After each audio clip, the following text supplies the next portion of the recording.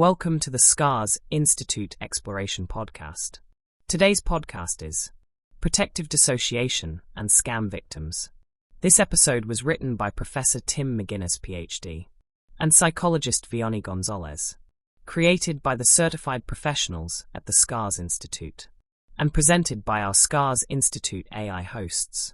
This podcast introduces important information to help you learn and better understand about scams and fraud, scammers, and cybercrimes. But even more, they are about helping scam survivors learn how to overcome the trauma they cause and how to embark on their journey of recovery. Our Scars Institute podcast series helps victims and survivors better understand how these crimes happen to them and how to address the emotional and psychological challenges that result from their experience. We hope it helps you learn to recover and be safe online. Make sure that you subscribe to our channel to hear all of our podcasts and enlightening videos. And remember that we are here to help you to recover from these experiences. And now, protective dissociation and scam victims. Hello and welcome. You are listening to the Scars Institute Exploration Podcast. It's good to be here. Today we're going a little deeper. We often talk about the mechanics of scams. You know, the digital trails, the financial side. The how-to of the crime. Exactly. But today we're going internal. We're exploring a topic that is, well, it's heavy, but it was absolutely essential for survivors and for the people who love them to understand. We're talking about that moment after. Right. After the devastation, when you'd expect screaming or crying, but instead the victim might seem numb, almost checked out. And this confuses everyone. It confuses families, it can frustrate law enforcement, and honestly, it terrifies the victims themselves. It has a name, though. It's called protective dissociation. And our goal today is to really unpack that, to explain why this numbness isn't a sign that something's broken. In fact, it's a sign that your brain is doing its job, trying to save you. To guide us, we're looking at a really important article from the Scars Institute's Scams Now magazine. A foundational piece. It's titled Protective Dissociation and Scam Victims 2026. Now, I want to make sure we give full credit here because the authors bring an incredible amount of expertise, and in this field, that credibility is everything. It really is. The article is authored by Tim McGuinness, Ph.D., D.Fin, MCPO, Math, that's anthropologist, scientist, polymath, and director of the Society of Citizens Against Relationship Scams, Inc. That combination is so rare, you know. The anthropology and the finance, it lets them see both the human side, why we trust, and the brutal financial mechanics of the crime. Yes, and it's co-authored by Vianey Gonzalez, BSc Psych. She's a licensed psychologist, a specialist in crime victim trauma, and this part is crucial. She is herself a survivor of a relationship scam. Which means we're getting both deep professional insight and, well, lived experience. She knows what that silence feels like from the inside. So let's jump into the core concept, protective dissociation. I think when people hear dissociation, their minds go to, the movies, something scary. Right, like losing your mind. But the article frames it completely differently. It's not a flaw. It's a biological emergency brake. An emergency brake, like in a car. Or think of it like a circuit breaker in your house. Mm-hmm. If a power surge is too strong, the breaker trips. The power cuts out. To stop the house from burning down. Exactly. It sacrifices the lights to save the structure. Protective dissociation is the brain's circuit breaker.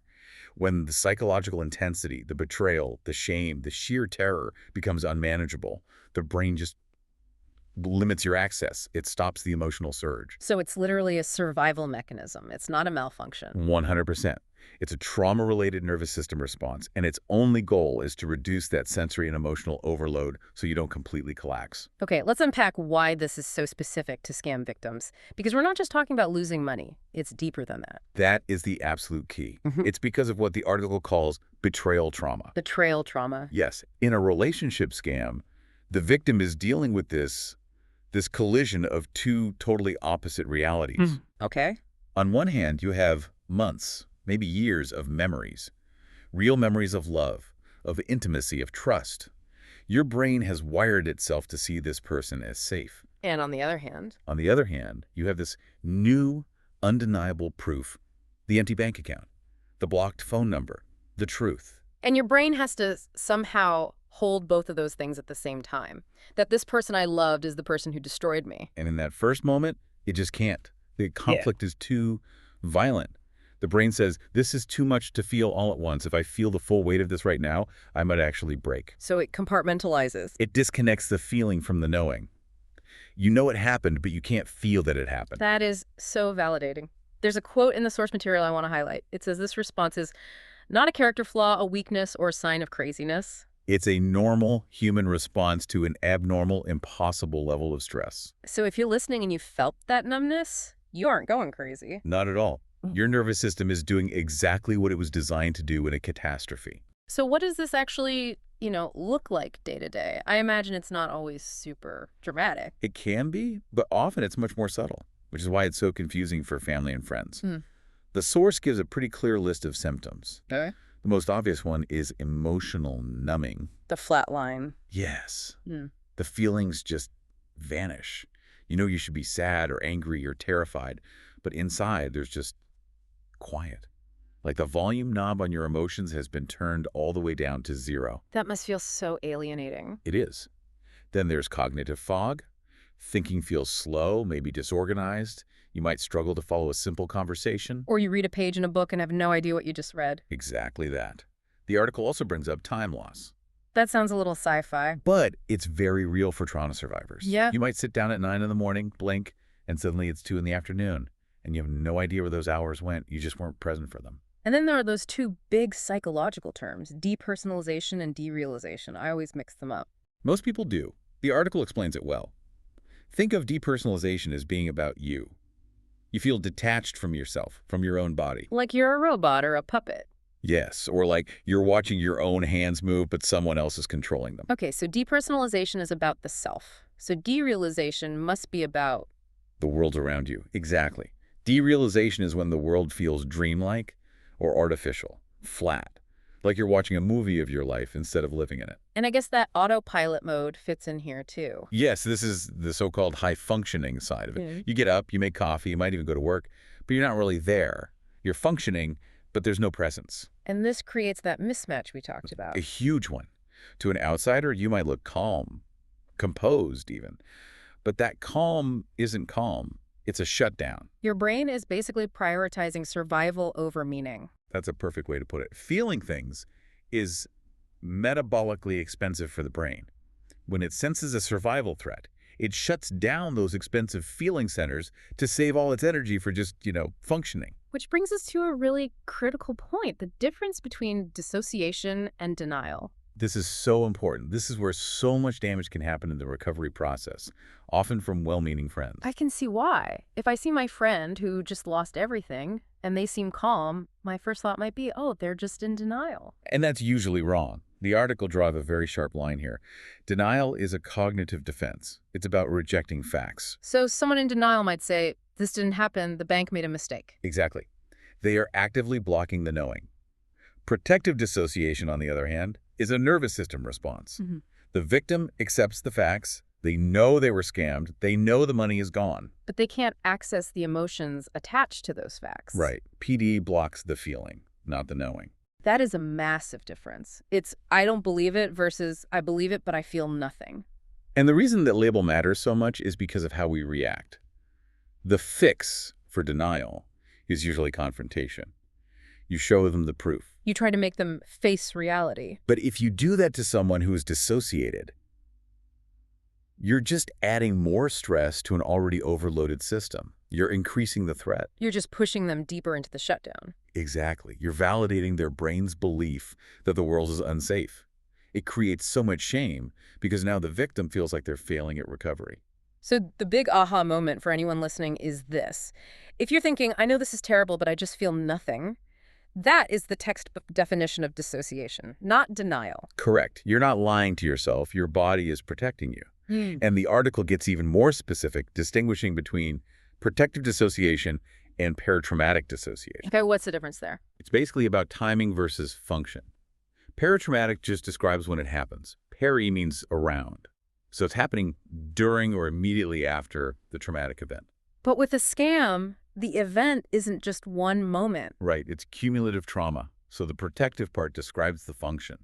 It happens to save the person from collapse, whenever that threat spikes. The article also mentions that this exists on a spectrum, which I think is important. Very important. It ranges from something common, like highway hypnosis. You drive home and don't remember the trip. Yeah, you've all done that. All the way to a full dissociative disorder. But the key thing for scam victims is that you can experience these severe symptoms, the fog, the numbing, without having a permanent disorder. It's a reaction to the event. It's functional. It's functional. The article uses a great metaphor to explain this, the box metaphor. Oh, I like that one. Yeah. The brain sees the traumatic experience as, like, radioactive material. It's too dangerous to leave sitting out in your mind. So it puts it in a box. A lead-lined box. It seals the lid, shoves it in the back of a mental closet, and says, I'll deal with this later, when it's safe. And that lets you function. But the problem is, what if it never feels safe? If safety never comes, the box stays sealed. And you can't process what you can't access. So this is the big question. How do we start to open that box safely? How do we heal? Well, the first thing the authors warn against is the wrong approach. Do not try to pry the lid off with a crowbar. So no forcing the feelings. Even though our culture loves that idea of catharsis, the big dramatic breakthrough. That can be incredibly re-traumatizing. It can just flood the system and reinforce the need for the shutdown. The right approach is about one thing and one thing only: safety. Safety first, feelings second. Exactly. Your nervous system has to learn, slowly, that it can tolerate emotion without being destroyed. And you do that with small, practical, physical steps. The article lists a few. The first one is grounding skills. This is all about getting out of your head and back into your body. When you dissociate, you kind of float away. Grounding pulls you back to earth. So like feeling your feet on the floor. Yes. Or touching a table and really noticing the texture. Is it smooth? Is it cold? It sounds almost too simple, but it sends a powerful signal to the brain. I am here. I am solid. Okay. Then there's reality anchoring. This is for when the world feels fake, for that derealization. You name the facts out loud. Today is Monday, January 19th. I'm in my kitchen. It helps the brain recalibrate to the present. The article also mentioned trigger mapping. That sounds like detective work. It is, a little bit. It's just becoming aware of what causes the shutdown. Is it checking your email? Is it a certain ringtone? Once you know the triggers, you can prepare for them. You take a little bit of control back. And the last one, shame reduction. This seems like the biggest one. It's the hardest, but it's the most important. Shame keeps the threat level high. You have to work to separate the crime from your identity. The scam happened to you. It is not who you are. And the pacing of all this? It's not a race. The feelings come back in waves, right? Yes, not a flood. A supportive response to yourself should just be, you don't have to feel everything at once. If you can feel sad for 5 minutes, that's a win. Then you can go back to being numb if you need to. So to bring this all together, we're really looking at protective dissociation as a survival strategy. It's not the enemy. Not at all. It kept you going when things were unbearable. It's something to respect.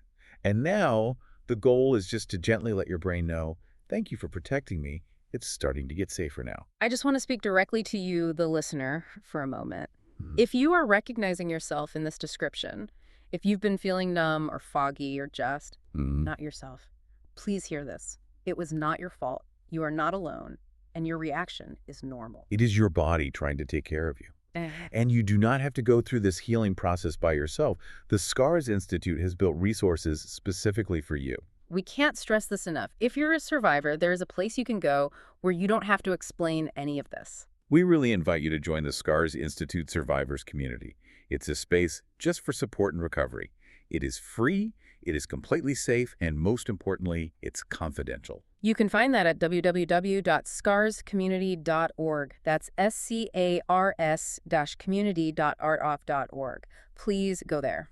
And if you're in those early stages and you just need to understand what's happening to you, you need to arm yourself with knowledge. It really is the antidote to fear and shame. For that, please go to www.scamsvictimsupport.org. There's a huge amount of information there to help you find your footing. And before we go, I just want to leave you with one final thought. We often think recovery means digging into the past. Right, analyzing every detail. But if dissociation is the brain's way of just waiting for safety, then maybe the most important part of recovery isn't analyzing the past at all. Maybe it's just about creating a safe enough present, so your feelings finally feel safe enough to come home. A beautiful thought to end on. Thank you for listening to this SCARS Institute Exploration podcast. Be kind to yourselves today.